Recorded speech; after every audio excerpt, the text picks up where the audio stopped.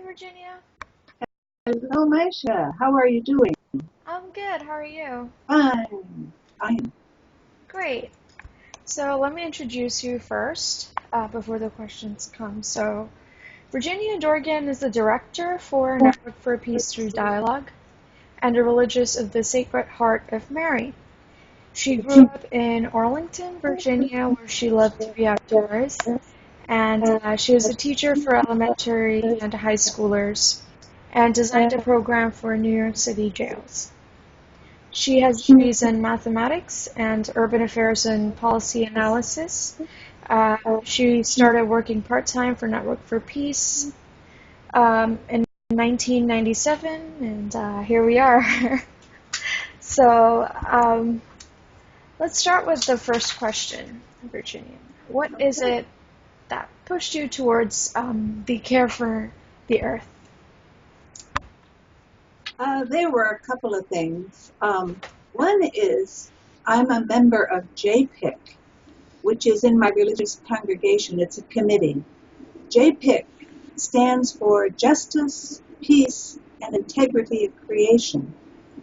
And we've done a lot of work uh, trying to combat nuclear proliferation and trying to have a non-war stance.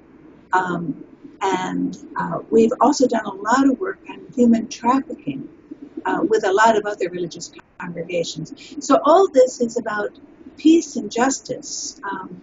However, the integrity of creation part of it has been difficult to get our thoughts and minds around. Now, however, we're seeing a lot of that in the news and everywhere. It's all over the media. You know, another personal experience is, you may have seen this as well. You've seen that image of the polar bear on a block of ice Of course, yes. floating in the middle of a sea somewhere, and just kind of looking around like, where am I to go? So in addition to that, I've been to Glacier Bay in Alaska. Now that's a really profound experience because there you are looking at a mountain of ice and you're on a bay and you hear this cracking and then this thunderous fall of the ice into the sea. You saw that? I saw, oh yes, Gosh. and the thing is that you're in a boat, you're floating out there, and then after another 10 minutes, you see it again. Oh my. So then after another 20 minutes, you hear it again. And so this image that this is happening, not just when I was there, but it's happening constantly. It certainly sits in your mind's eye as something that's happening. Then, of course, we know about the water level rising, about coastal lands, disappearing, and sometimes whole islands disappearing. So you can't miss this. So this makes me very aware. And then when I see a child, I think, what will the world be like when they're my age? You know, how will they be able to see this? Or will that be all finished at this point? So, so that's what is so very prominent right now. Yeah, what you just described, it's extremely, it's a powerful imagery. I can just imagine that right now. And you're talking about, the youth of this earth, that is very concerning too. Moving on to our second question, for someone who just learned about the environmental crisis, what recommendation can you give him or her? Wow.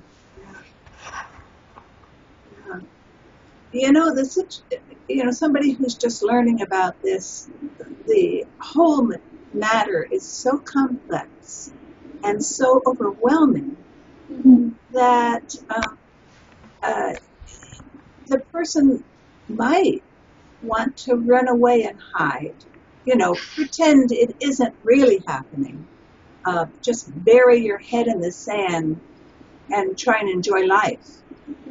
But that's not possible. It just can't be. So I would say do something. Always in the face of insurmountable problems in front of you, you got to start somewhere. You got to do something, and then you can catch on to doing more things. Something that we have recently begun doing is composting. I live in New York City, so it's not like you can compost and go out to your land and build your compost heap. So what we do here is we go to green centers or green markets where they have great big bins, and you can throw your food scraps in these great big bins. So you're lining up there with many, many other people in New York City who are also dumping their food scraps into the bin. So it's doing something.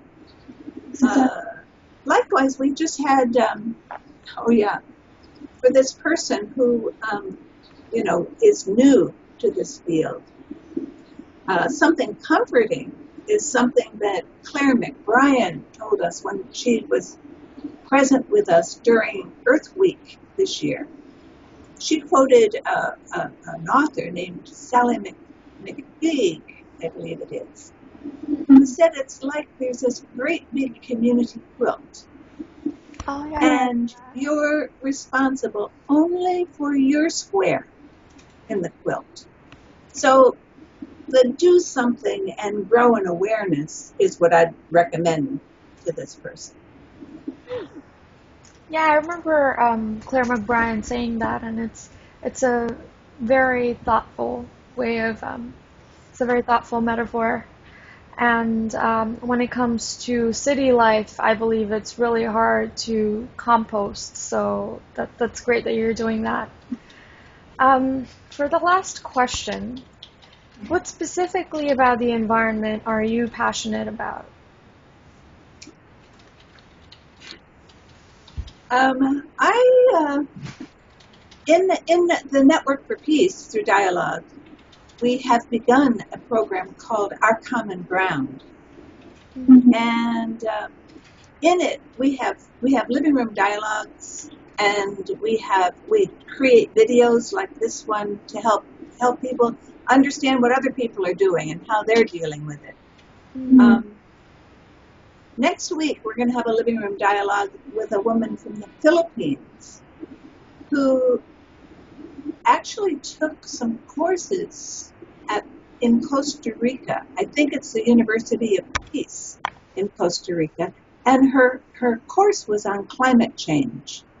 So now she's going to return to the Philippines, and there she'll be educating people about climate change and helping them do appropriate action to counteract it. But she's going to come to us first for a living room dialogue. And we're going to hear what it looks like in the Philippines. Poor countries are affected more than the rich countries. The Philippines, I think it's something like 1,000 islands, and so their country is 1,000 islands. You can imagine what the rising water levels does to that. And it makes sense that their primary product is fishing, comes from fishing. All in islands, you're around fish. And there's overfishing, so that there aren't as many resources for these rather poor people for their livelihoods. So there are just so many issues. So what we've got to do is become more and more aware of the many issues that there are. And another thing that we're doing is something that I'm very aware of at the Network for Peace is an attitudinal change is required. We have to think differently. We've got to move from the idea of dominance, that the world is here for us, for our use, and that everything on earth is here for our betterment, to an attitude of a respect for earth.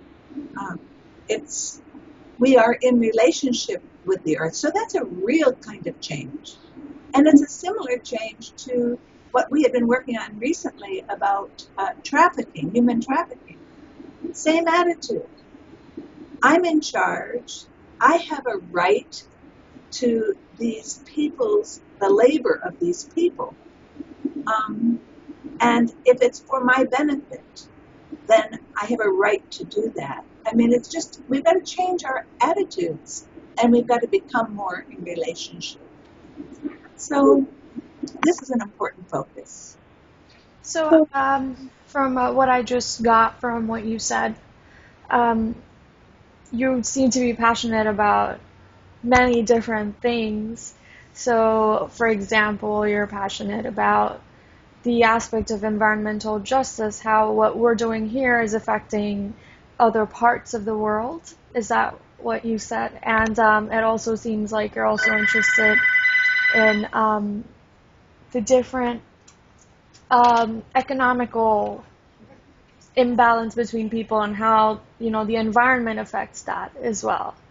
So that's interesting, how different factors plays into, our relationship to the earth. We still have 3 more minutes, so maybe I can ask you something like, is there a certain book or a movie or a show that helped you, get more awakened to the topic of the environment? I guess I can just point to some of the long-standing authors and researchers in this field. Thomas Berry, any of his work, Brian Swim, and then the real example that we experienced last fall very closely was the practical work at Genesis Farm. Mm-hmm. That's the work of Miriam McGillis. So those are very, very, very inspiring resources and people. Yeah, So.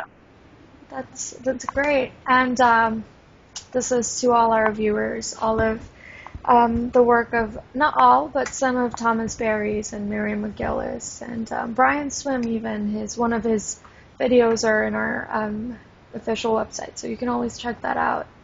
And thank you, Virginia, for this great interview, and I wish you luck. And thank you, Maisha, Of for course. this wonderful interaction. Great. Okay, Okay. best. Okay, bye-bye.